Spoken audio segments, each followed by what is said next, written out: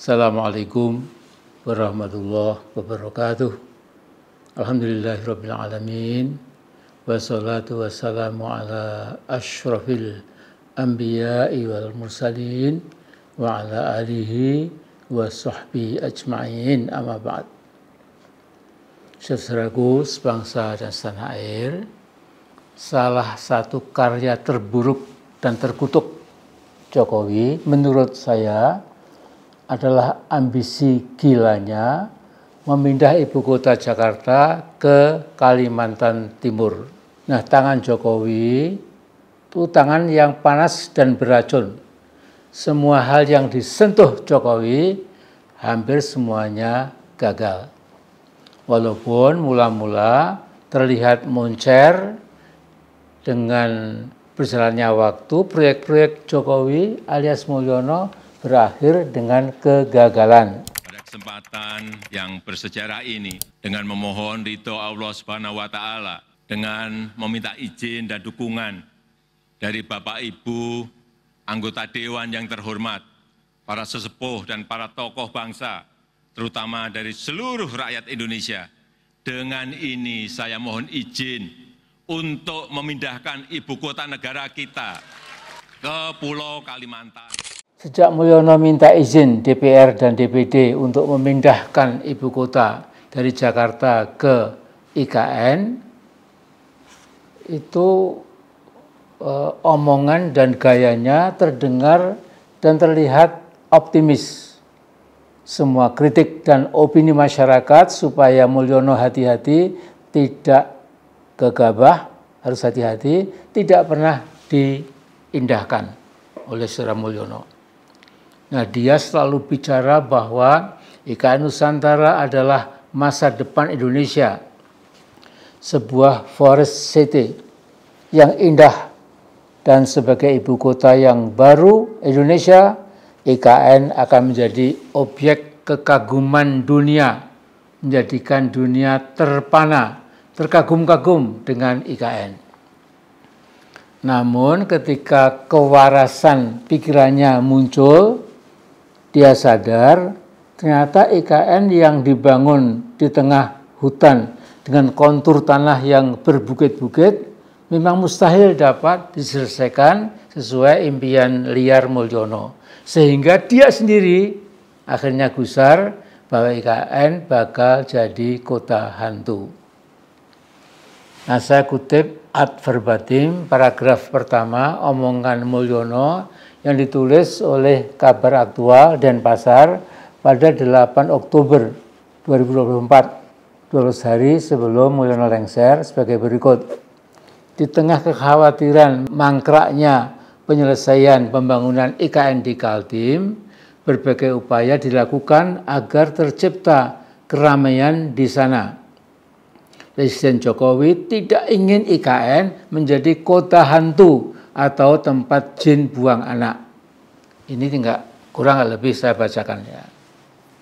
Nah, beberapa waktu lalu gedung-gedung yang mangkrak di IKN sudah dikepung oleh semak belukar. Tetapi oleh ternak Mulyono dan para buzzer rupiah maksud saya, dikatakan IKN makin indah, makin kuat daya tariknya buat para wisatawan dari dalam maupun luar negeri. Kini makin hijau, meminjam bahasa orang Solo, itu pernyataan para ternak Jokowi hanya pernyataan yang belgedes. Artinya pernyataan bohong, tipu-tipu. Jokowi bukan Mulyono kalau tidak suka bohong dan tipu-tipu. Beberapa waktu lalu saya pernah menyatakan Jokowi saya duga kuat mengalami kelainan jiwa yang dinamakan gejala egoistik, narsisistik, dan megalomaniak. Mungkin juga dia seorang psikopat, selalu merasa paling benar, tidak pernah merasa salah. Jadi keinginannya untuk terus membayang-bayangi Presiden Prabowo menunjukkan kelainan kejiwaannya itu. Nah, bahkan Mulyono itu tidak pernah menggubris ketika jaringan advokasi tambang itu menanyakan bahwa ada AMDAL, analisa mengenai dampak lingkungan, dan 5 dokumen proyek IKN disembunyikan dari publik oleh Mulyono. Ya. Jadi ini memang itulah perangai Mulyono, ya. Menyembunyikan sesuatu yang berbahaya buat bangsa, buat masyarakat Indonesia, itu ditutupi oleh saudara kita Mulyono itu. Ya. Nah, semua bangunan yang ada di IKN kini kosong melompong.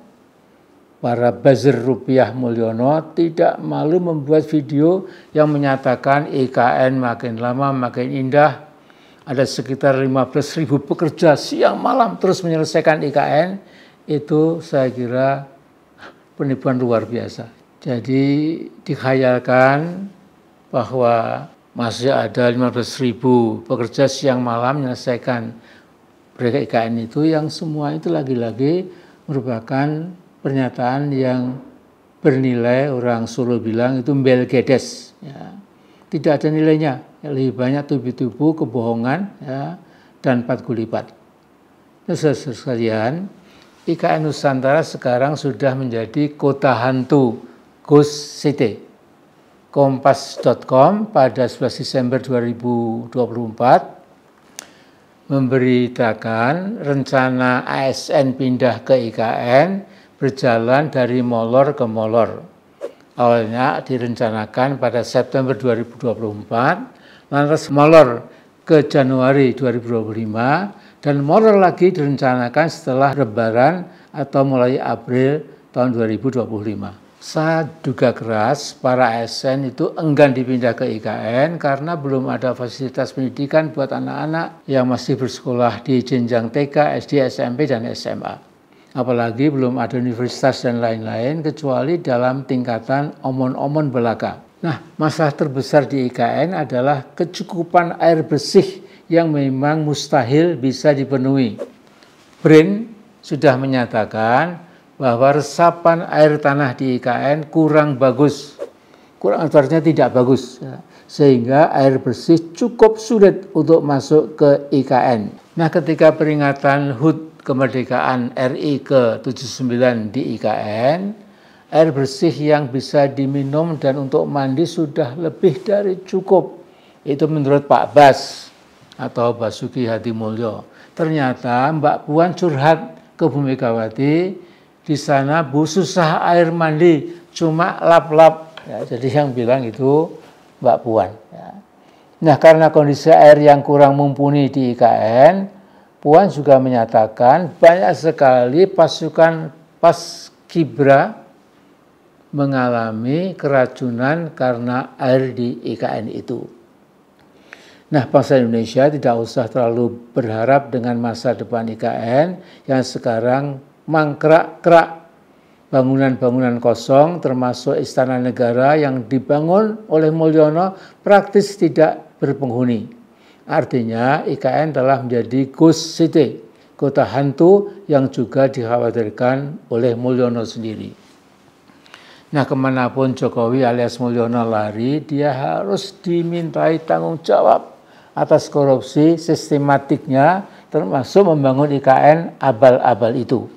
Secara alami, kekuatan politik saudara kita, Mulyono, itu pasti semakin memudar dan memang tidak bisa tidak merupakan sebuah kondisio sine qua non, yaitu tidak bisa tidak Mulyono semakin lemah, bukan semakin kuat. Nah, Mulyono harus dibawa ke pengadilan. Saya yakin IKN yang gagal itu hanya salah satu kejahatan Mulyono. Bangsa Indonesia hari-hari ini juga dikejutkan bahwa pagar bambu di lautan sebelah utara Tangerang sepanjang 31 km juga ada tangan kotor Mulyono di situ. Jadi insya Allah manusia Mulyono akan mengakhiri hidupnya di penjara. Assalamualaikum warahmatullahi wabarakatuh.